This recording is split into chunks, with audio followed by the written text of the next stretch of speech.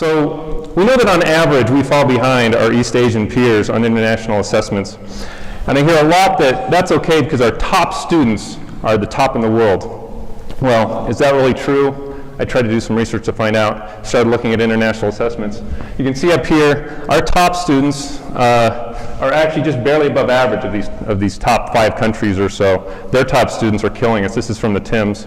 On the PISA exam, which is taken by 15-year-olds across the world, this is not scores, but the percentage of people at the top levels. Top 2 levels, we have, what, 8%? They've got 25, 30, 40% of their students are scoring at these top levels. So does this slaughtering on these tests translate to a slaughtering in the marketplace and competitive skills later on? What's happening when these top students of theirs are hitting these marketplaces and getting jobs and now competing against ours 10 years later? So I've been trying to do some research, just looking up, talking to people, reading what I can to find out what's happening when these top students reach the job market. Mostly in the STEM fields, some business, some in the health fields. What's happening? When 10 years later, what are the outcomes? Well, what I found is that the trend is that our top students are actually better 10 years after on these international exams. They're paid more, they're more productive, and they're capable of a different kind of work that's more valuable to the companies. So this brings up a paradox. Why do these top students in the world that killed our top students on these international assessments, why do they take a backseat to our students when they reach that workforce? Is it economic? Is it cognitive? Is it school-based? Is it cultural? What's going on here to cause this difference? So here's some factors. Their very top students are actually probably coming to the U.S. to go to college and probably staying here. Our colleges are actually tend to be better than their colleges, so we might have some catch-up by our U.S. students. The feeling in some of these East Asian countries is that they're producing test-taking specialists and not developing the kind of skills most valued by the modern economy. And they're trying to work against that. That's their feeling. Like, how do we get these kids to do real thinking? How does the culture contribute? Well, students of East Asian descent in the U.S. actually do better than East Asians in East Asia on international assessments. So they're probably getting something different here in the culture that we have. And after college, are they more like East Asian students or U.S.? Probably U.S. Singapore, lots made about the Singapore curriculum. A few years ago, Singapore was ready to throw out 2/3 of its math curriculum and start over because their students did not think like U.S. students. I doubt it was a curriculum. It's probably more about the culture because the curriculum is probably pretty good.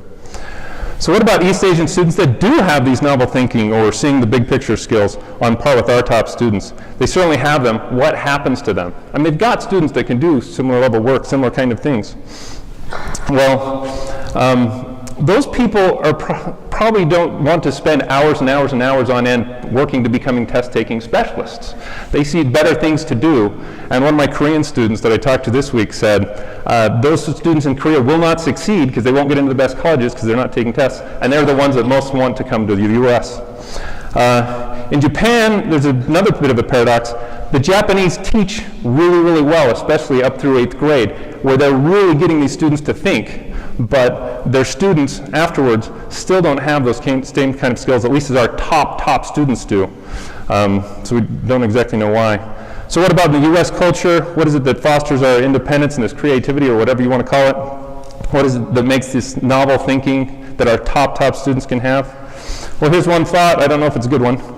The skills to survive and succeed in public U.S. school might be just what top students need. If you are going to succeed in academics and the social scene and sports and music and drama and all that stuff that top students usually do, and maybe even pushing back against teachers, they're making some trade-offs here. They see the big picture and they're trying to get all that they can from all of this, and it's probably really good skills for corporate America. There's a work by Robert Kiyosaki who says the title is something like A students work for C students. And it means the grades, but also he uses A for academics and C for capitalists. And there might be something to that globally going on, that our students aren't at the top, but they might end up working for us later on. Remember, I'm focusing just on the top students. We still have a lot to do at every level. This is just the very top in comparison to the very top students. And I am leaving you with a couple homework questions. How can we do better to develop these valuable skills and improve the mathematical knowledge of all of our students? And how can we increase the number of our top students we produce so it's not just the top 5% or 10%. I'll expect your essays next year at this conference. Thank you.